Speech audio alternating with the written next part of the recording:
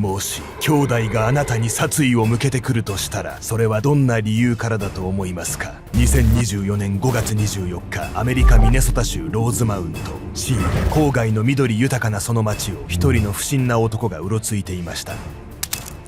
人々がすでに寝静まったその時間、民家の玄関先へ一軒一軒訪れては何かを落としていくその男がばらまいている、それは彼の姉のバラバラ死体でした。男の名はジャック・ジョセフ・ボール。姉のベサニー・アン・イスラエルを絶対に許せなかったジャックは、彼女を殺害した事実を誇示するかのように周辺の民家へ死体をばらまいていたのです。姉さんはもう汚れてしまったんだ。憎しみをあらわに奥歯を噛みしめるジャック。彼が姉のベサニーを恨んでいる理由、それは彼女が夫と性行為をしたから。姉が夫と性行為をした事実を受け入れられず、バラバラ殺人を犯した男。なぜ彼は一見当たり前のことに恨みを募らせたのか。男が姉に求めた病的な理想像とは。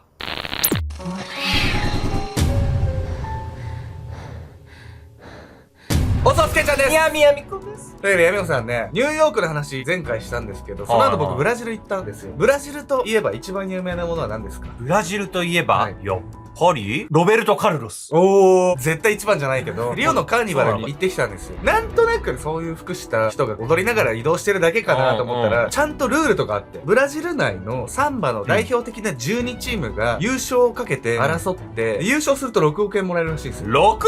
円、みんなで山分けするのかしら。なんとですね、この期間に800万人以上が集まる一大イベントで圧巻ですよ。出汁祭りでこう運ぶやつあるじゃないですか。あれもバカでかくて、日本で例えるならば、エレクトリカルパレードの規模を4倍5倍ぐらいにして、音楽10倍ぐらいにして、人も何百倍いるみたいな。ラテンだからね。1、2週間ぐらいあるんだけど、集中した3日間でちゃんと競うみたいな日があって、1日4チームずつやるの。かける3日の12チームなんだけど、僕らがバカなのかな、曲が全部一緒に聞こえるんだ。リオのカーニバル、この動画をきっかけにルールなんとなく分かったと思うんで、興味ある方ぜひ来年行ってみてください。突然ですが、エミコさん、兄弟に対して憧れの感情って抱いたことありますか？自分より背が高いな、みたいな。ちょっと身長欲しいな、と思ったりとか。エミコさんお兄ちゃん大きいっすもんね。そうそう、そういう感情抱いたことあるわね。こうやって兄弟に対して好きだな、いいなって感じるところね、多々あると思うんですが、今回ご紹介するのはそんな兄弟に対する憧れの感情が歪んだ形で出てしまって、それが暴走し起きてしまった殺人事件なんです。弟から夕食に誘われ、彼の自宅へ向かった姉。しかし、その家には絶対に足を踏み入れてはならなかったんです。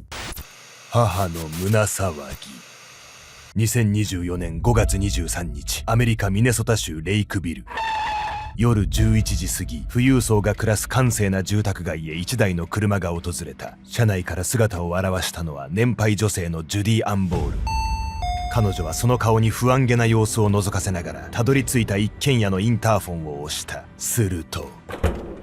勢いよくドアが開いたかと思えばジュディを押しのけ、外に止められていた車へ走っていく一人の男。ジャック、どこへ行くの？ジャックと呼ばれたその男はジュディの23歳になる息子だった。母の声に反応すらせず、自身の車に乗ったジャックはそのままどこかへ走り去ってしまう。ベサニーに何かあったんじゃ。ベサニーというのはジャックの7歳上の姉のこと。彼女はその日ジャックに夕食に誘われ、彼の自宅へ向かっていた。その後ベサニーが長時間音信不通になったため、心配した母親のジュディはその家へやってきたのだ。ベサニーは妊娠中の身。向かった先が弟の家とはいえ、深夜まで帰宅しないことに母ジュディは胸騒ぎを覚えていた。そして母がその家へ足を踏み入れると、その中は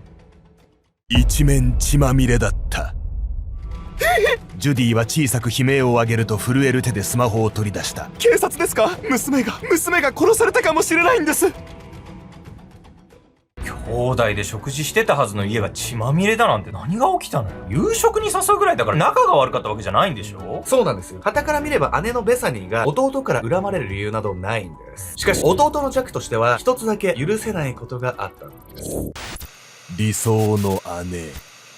後に被害者となる女性ベサニー・アン・イスラエルはミネソタ州ミネアポリス出身の優秀かつ人望の厚い教師でした。幼少期からおもちゃ相手に教師の真似事をしていた彼女はハイルズ・アンダーソン大学、マラナサ・バプティスト大学を経てその夢を叶えました。スポーツが得意だったベサニーはバレーボールのコーチとしても生徒から慕われていたのです。そして何といってもベサニーは大勢いる兄弟の中でも両親の一番のお気に入り。私はパパとママの自慢の娘だからね。彼女自身が冗談めかしてそう語ることもたびたびあったといいます。常に笑顔を絶やさず他人の悪口を絶対に言わない、そんなとにかく優しい人柄で知られていたベサニー。誰からも愛されていた彼女のことを嫌いな人を探す方が難しいくらいだったのです。確かに誰かから恨みを買うような人には見えないわよね。逆にお姉さん完璧すぎて弟がコンプレックス持っちゃったんじゃないの？というより弟のジャックは姉に対して過剰な理想を抱いていて、その理想が裏切られた際のショックが大きかったんです。事件の数年前、ベサニーは地域のバレーボールコミュニティを通じ、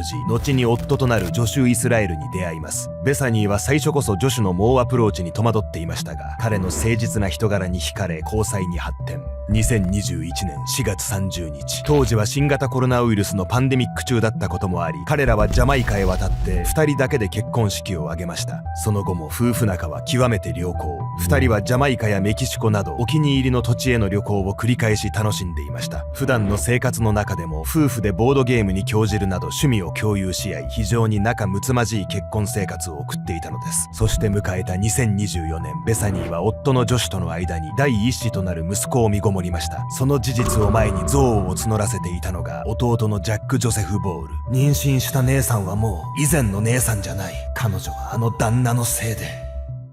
汚れてしまったんだ。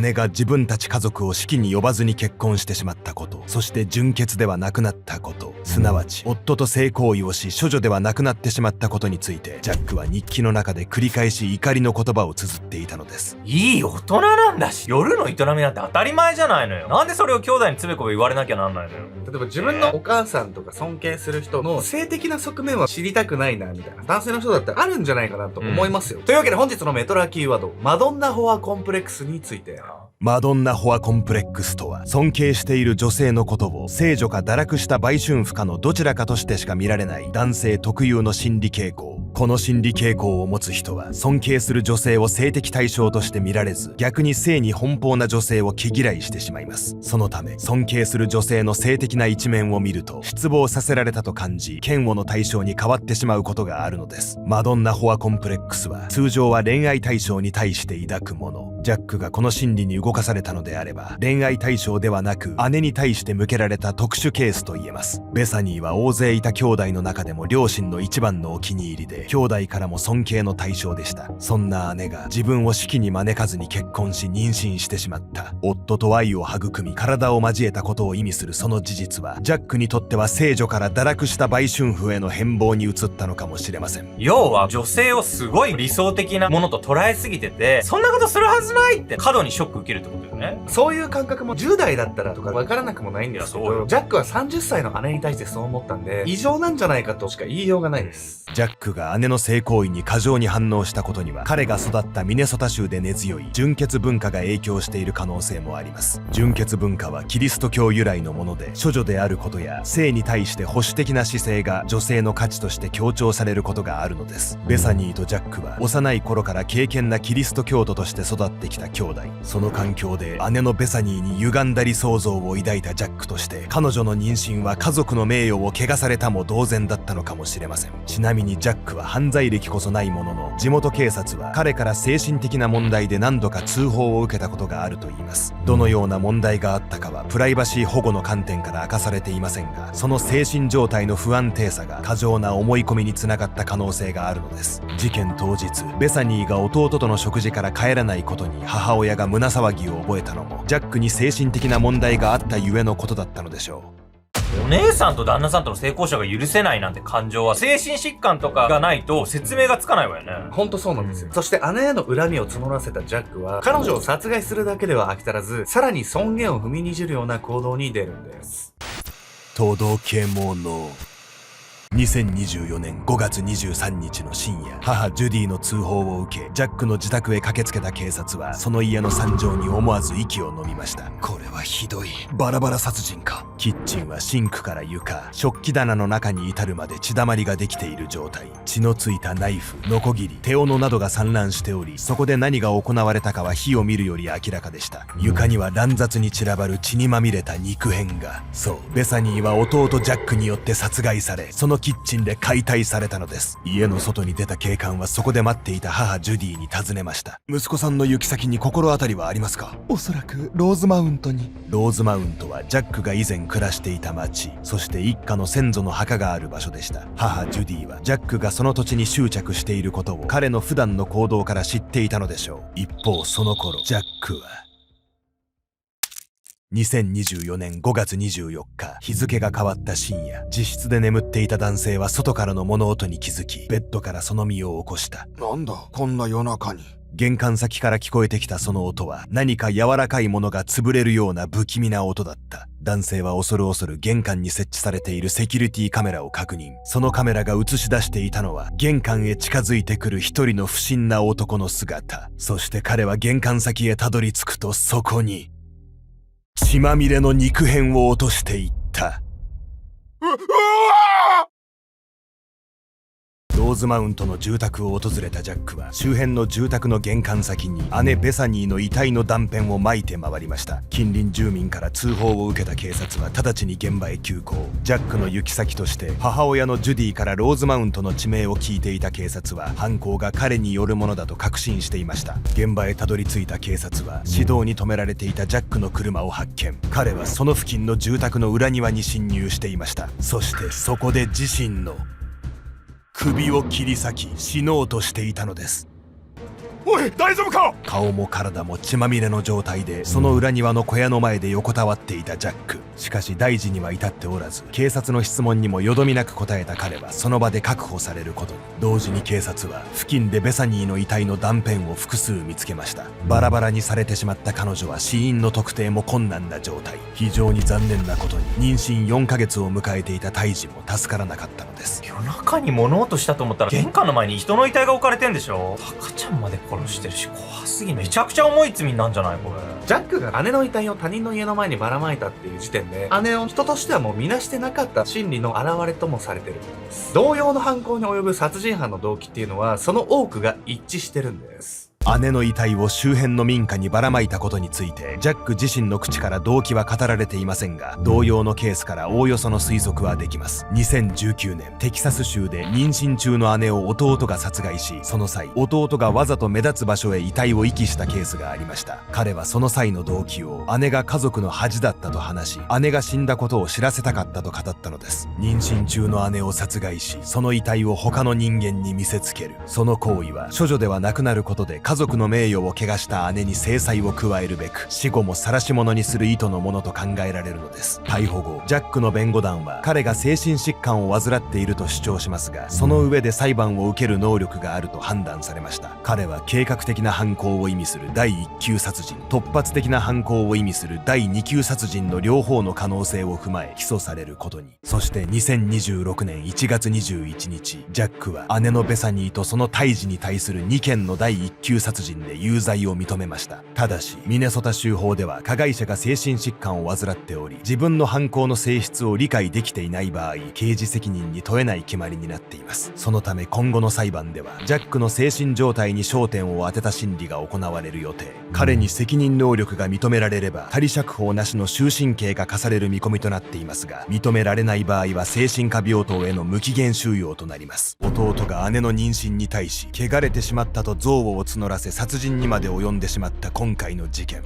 なぜジャックはそこまで姉の異性関係に執着したのでしょうか。精神分析的自己心理学者の提唱者ハインツ・コフートは、自尊心を形成するために兄弟やそれに近い人物との関係性が非常に重要だと説いています。幼少期の体験において兄弟の果たす次のような役割が人格形成に多大な影響を及ぼすといいます。自分の存在を認め映し出してもらうこと、頼ることができ一体化できるような存存在がいること、自分と似た存在、同類の仲間がいるという感覚、兄弟の中でも両親のお気に入りだったとされる姉ベサニー。推測にはなりますが、弟のジャックにとって彼女は同類や鏡となる存在ではなく、自分を覆い隠してしまい自尊心を喪失させる存在だったのかもしれません。人格者だった姉への尊敬の念が歪んだ理想像に変わってしまった背景には、その存在が眩しすぎるがゆえの葛藤もあったのではないでしょうか。あなたは兄弟と自分との間に差を感じたことがありますか？その差はあなたの価値観にどのような影響をもたらしましたか？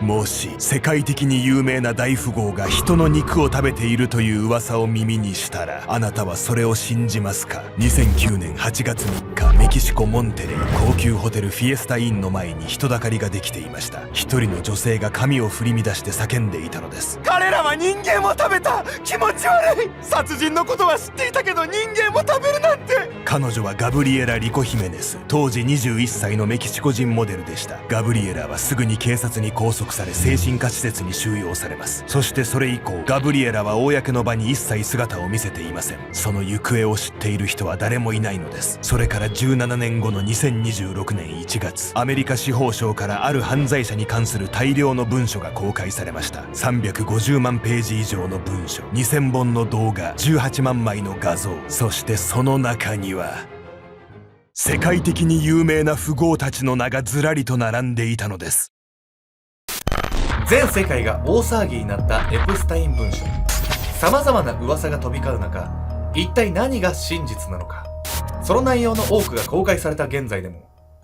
彼が何者だったのかわからないままなんです。